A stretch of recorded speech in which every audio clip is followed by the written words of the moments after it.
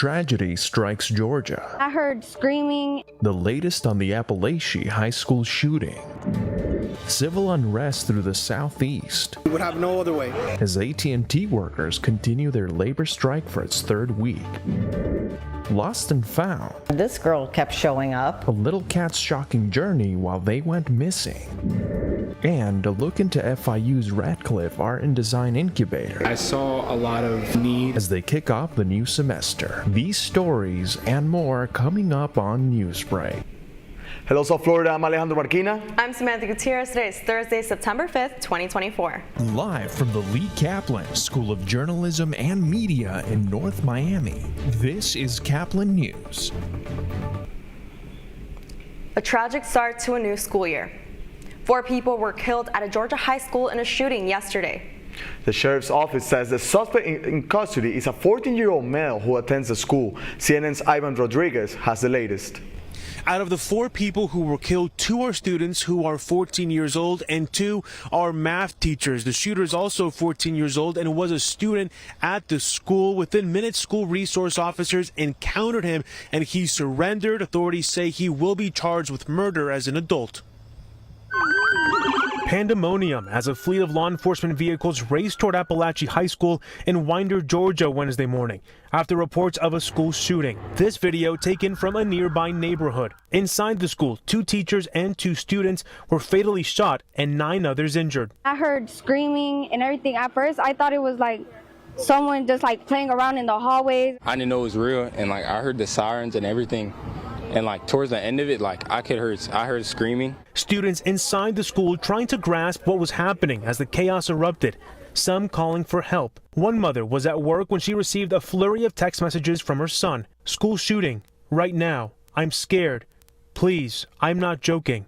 Parents rushed towards the campus on foot.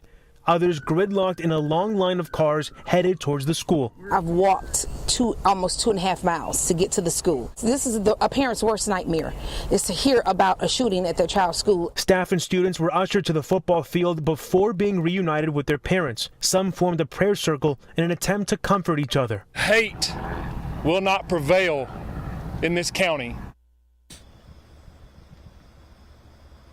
The weapon used was an AR platform-style weapon, according to the Georgia Bureau of Investigation. 8 students and 1 teacher were taken to nearby hospitals for their injuries and are recovering. Authorities say this is still an active investigation and they will be collecting evidence throughout the night. In Winder, Georgia, I'm Ivan Rodriguez.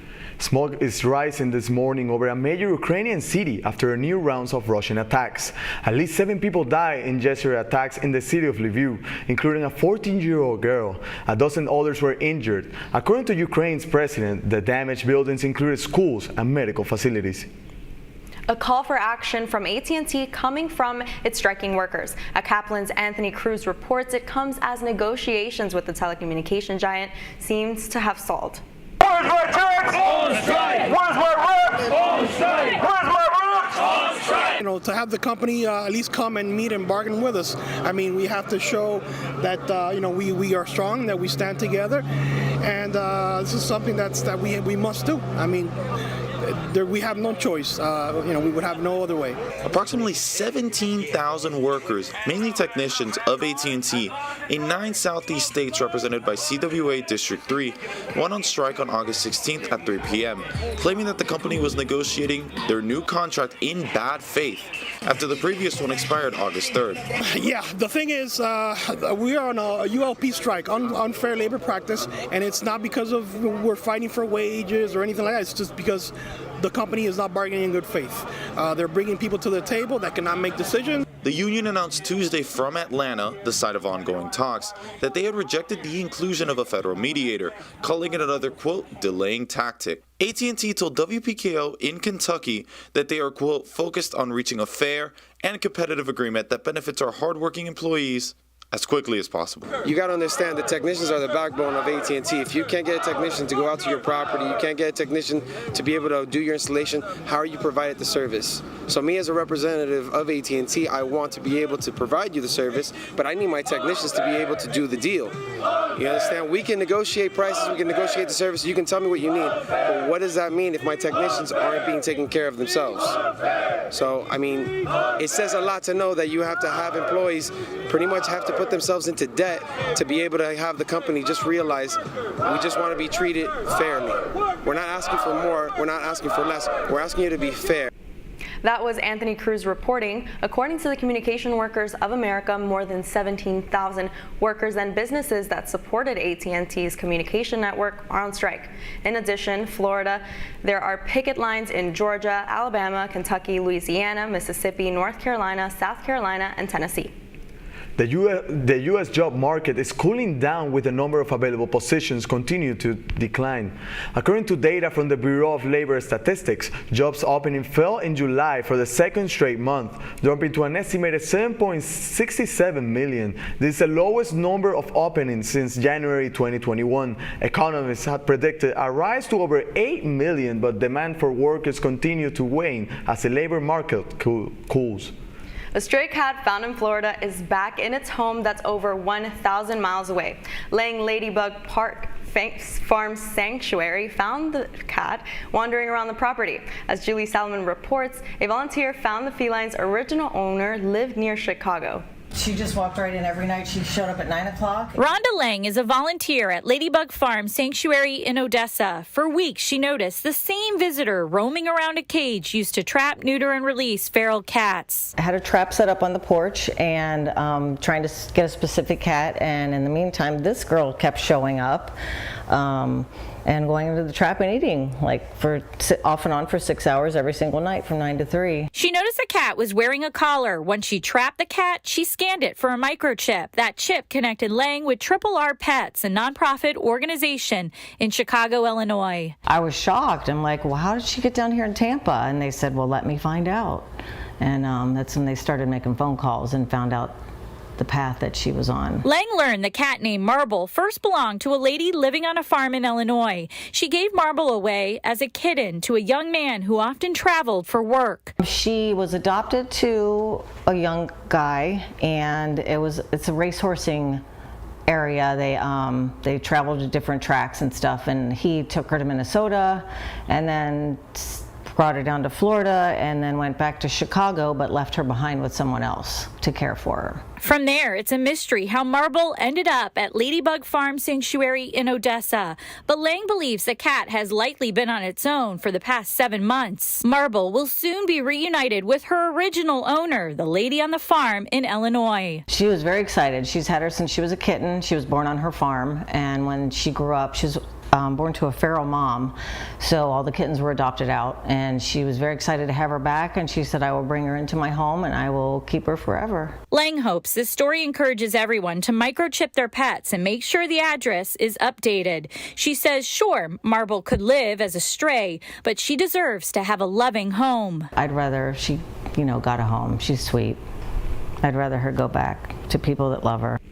That was WFTS's Julie Salomon reporting. The cat's original owner said she appreciates the effort to help return her home. Southwest Airlines has announced the return of a promotion aimed at fellow travelers wanting to save on expenses. The Companion Pass promotion is a buy one get one free offer for Southwest members. Members will need to book a round trip or 2 one-way tickets by the end of today to be able to apply for this pass. The pass will be useful from January 6 to March 6, 2025. Florida's golden reputation is shining brighter than ever, now that it's ranked as one of the best places to spend your golden years.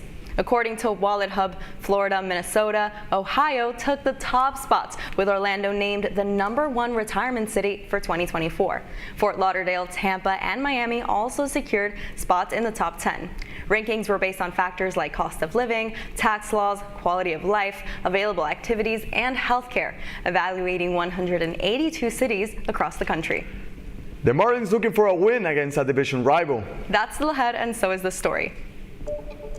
This will definitely help me learn about the different perspectives of architects, so I know what to do when I'm an architect. I can help learn about what consumers want, how they feel best, what lighting feels best to them. The entrepreneurs of the future, gathering on FIU's Biscayne Bay campus. Newsbreak will be back in 2 minutes.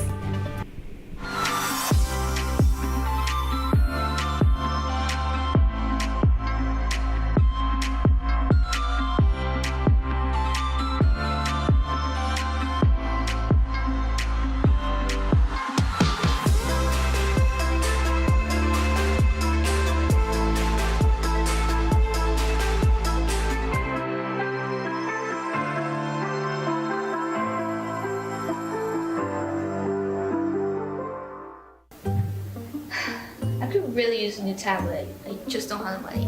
Let me ask you something. Do you have a Pell Grant? Yes? You do know you can get a free tablet, right? Did you say free? Yeah, free. It's simple. And the application is done in the store. I could really use a tablet. Go get one. Another satisfied customer. Stop by Panther in the Graham Center at FIU MMC today to speak with one of our associates to get your free tablet.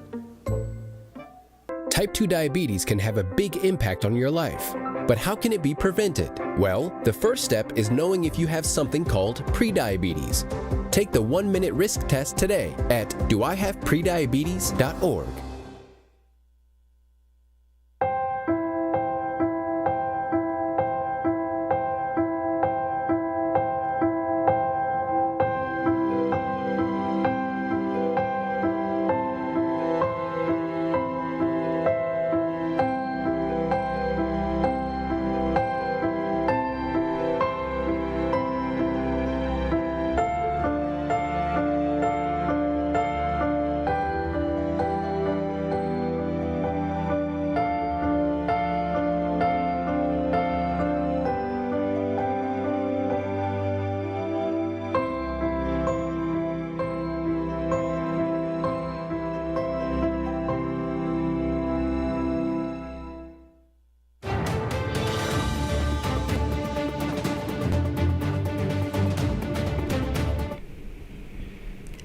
A new class now in session at FIU's Radcliffe Art and Design Incubator.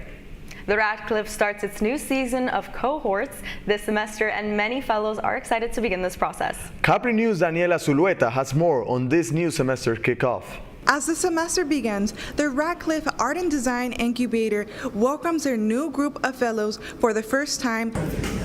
Professor Kalanskinsky is the head of the department who gave a welcoming speech on why this program is beneficial. To support your career as an artist. FIU is an institution of diversity where students have the opportunity to learn the business side of their artistic operation at the Radcliffe Art and Design Incubator. I saw a lot of need within the immigration reform space in the United States, and in particular towards resources, misinformation and disinformation. And one of my biggest reasons why I wanted to start is because I wanted to fill that void with immigrants who are coming into this country.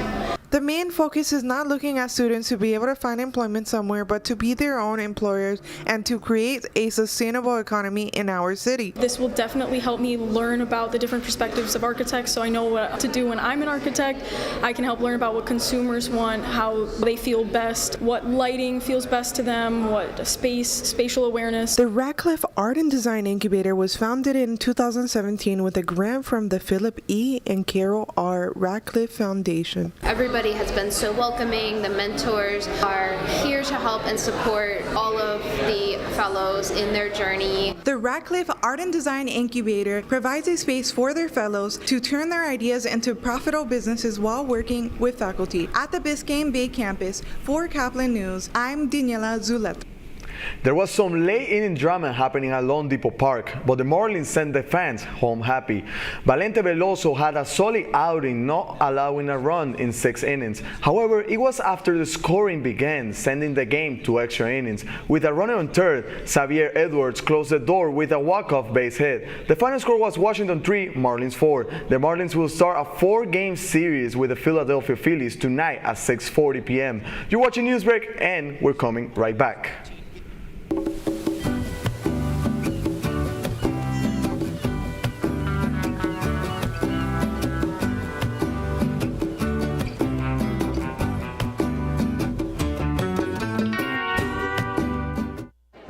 The black truck? Hey, Christina from accounting. Yeah, hi. Hey, I used to date a girl named Christina. Oh, really? Yeah, and then she dumped me for my best friend. You want to see some photos of them that I took? I don't. I thought we talked about this, buddy. Buzzed and overshared again? Yeah. Yeah. I'm gonna call a car. That's a smart idea. So yeah, I know, that's why I did it. Hey, you're gonna get back to the top of the mountain. Does that mean I'm gonna get back with Christina? No. Oh. No.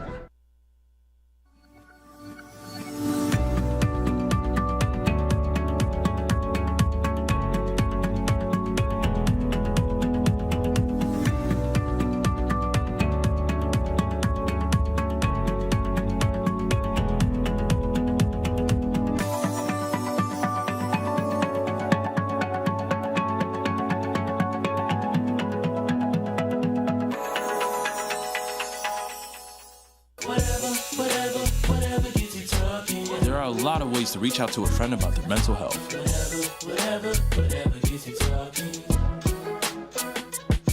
Learn how you can help at seizetheawkward.org. Bill is a family man. He invests his money wisely and provides a good life for his children.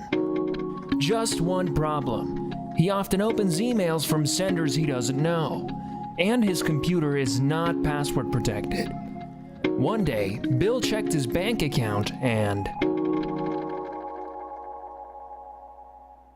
94% of malware attacks originate from emails. Don't be like Bill. Take your cybersecurity seriously. That's all the time we have for Newsbreak. I'm Alejandro Marquina. I'm Samantha Gutierrez. Get more news anytime at caplinnews.fiu.edu.